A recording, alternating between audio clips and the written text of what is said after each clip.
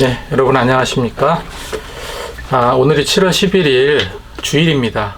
주일 새벽에 이렇게 또 영상을 찍고 있습니다.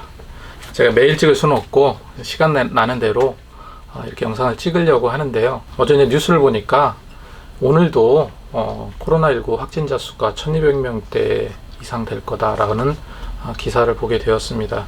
어제 9시까지 1108명이 확진되었다라는 기사도 나오고요. 수도권에서 감염자가 1000명 이상 나오고 있기 때문에 거의 뭐 수도권에서 확진자들이 많이 나온다는 것을 알 수 있고, 기사를 잠깐 보니까 수도권에 4단계 알파라고 이렇게 표현을 하더라고요. 4단계 알파. 그래서 고강도 조치를 취한다라는 기사를 또 보게 되었습니다. 내일부터 진행되는 건데, 예전 그냥 4단계가 아니라 고강도 조치를 한다, 이런 얘기. 그래서 지금 뭐 델타 바이러스 뿐만 아니라 무슨 감마 바이러스 또 이제 이렇게 나오나 봐요. 그래가지고 이제 전 세계가 지금 다시 또 경직되고 있습니다. 제가 어제 조금 이렇게 읽은 책이 있는데, 질서 너머라는 책입니다. 질서 너머라는 책인데, 조던 피터슨이라는 사람이 쓴 책입니다. 이분이 굉장히 좀 많이 정신적으로 많이 힘드셨던 분이더라고요. 근데 이분이 이제 하는 얘기가, 질서라는 것은 인간의 어떤 지적 체계에 의해서 탐구된 영역이다, 이렇게 말을 하더라고요. 그리고 질서 안에서 우리는 항상 존재해 오고 있고, 그 질서는 안전하지만, 질서라는 것은 안전을 위해서 세운 거죠. 질서는 안전하지만 나름대로 결함이 있다라고 이야기를 하더라고요. 그러면서 우리가 갖고 있는 지식은 영원히 불완전하다라고 이렇게 주장합니다. 저는 이제 서두 정도 읽었기 때문에 전체적인 내용을 봐야 알겠지만, 이분이 생각하는 거는 어떤 우리 인간적인 어떤 지식의 체계, 그 다음에 신적인 영역, 신적인 어떤 영역도 가끔씩 이렇게 터치하는 것 같아요. 근데 이 질서라는 것은 인간에 의해서 만들어지고 세워진다고 생각을 하지만, 사실은 그 안에 모든 질서의 근원자는 하나님이시죠. 그래서 질서 너머에 뭐가 존재할까? 질서 너머에는 뭐가 있을까? 당연히 우리가 생각하는 그 틀 안에서 질서 밖이라는 것은 결국은 무질서거든요. 무질서인데, 질서가 되었던 무질서가 되었던 하나님의 체계 안에 있다, 하나님의 법칙 안에 있고 하나님의 원칙 하에 있는 것은 분명합니다. 그런데 사실 하나님의 원칙으로 본다면 무질서함이라는 것은 있을 수가 없는 거죠. 하나님은 질서의 하나님이시기 때문에. 그래서 무질서도 질서다 하지만, 그 무질서는 인간의 어떤 그 틀 안에 주류가 되지 못한 그런 어떤 세계관이 아닐까.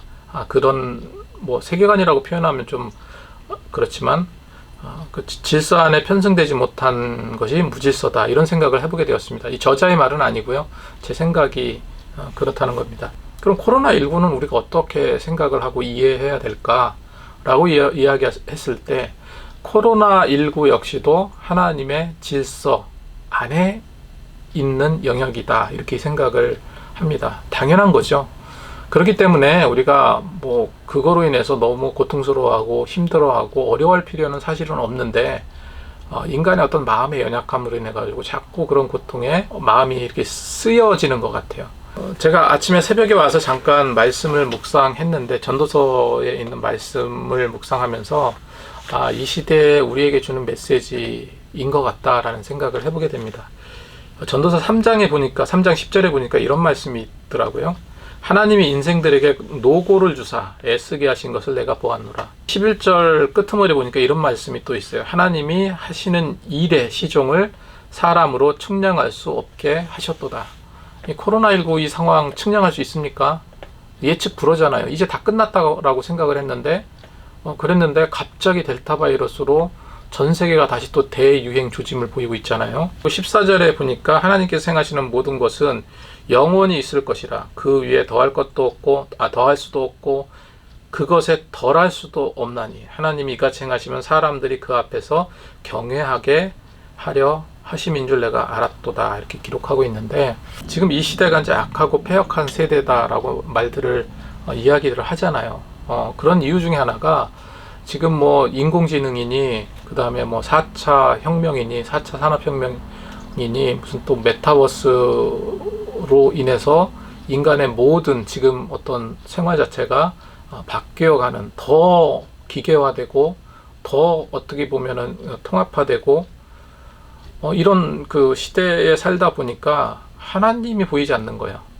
인간의 어떤 테크놀로지만 보이고 인간의 기술력만 보이다 보니까 그 뒤에서 모든 것을 질서를 만드시고 그 질서 너머에도 하나님이 계시다는 이 사실을 까먹는 것 같아요. 그 이때 당시만 하더라도 하나님께서 이스라엘을 심판하실 때 이스라엘 백성들이 자복하고 회개하면서 울면서 돌아왔잖아요. 지금 이 시대는 그런 것 같지 않다는 거예요. 지금 이게 인류적인 어떤 재앙이라고 볼 수도 있죠. 인류적인 재앙이라고 볼 수도 있는데, 이런 상황이 되었을 때 예전 같았으면 교회로 몰려들고 또 회개하는 그런 심령이 되어서 하나님께 낮아지는 모습으로 다가왔는데, 오히려 지금 이 시대는 어떻습니까? 인간의 어떤 자만함의 극치를 보여주고 있는 것 같아요. 하나님께 돌아오지 않습니다. 그리고 뉴스를 또 보니까 굉장히 무신론자들이 많다. 그래서 종교, 신은 없다라고 생각하는 사람이 뭐 80% 이상이다라고 이야기할 정도로 심각한 때가 지금 이 시대인 것 같아요. 그리고 이제 그 전도서 17장에 보니까 이런 말씀이 있어요. 내가 내 마음속으로 이르기를 의인과 악인을 하나님이 심판하시리니 이 모든 소망하는 일과 모든 행사에 때가 있음이라. 때가 있음이라. 그 때를 기다리면서 기도하면서 나아가야 될 것 같습니다. 내일부터 어떻게 전개될지 모르겠는데 함께 힘냈으면 좋겠습니다. 예, 감사합니다.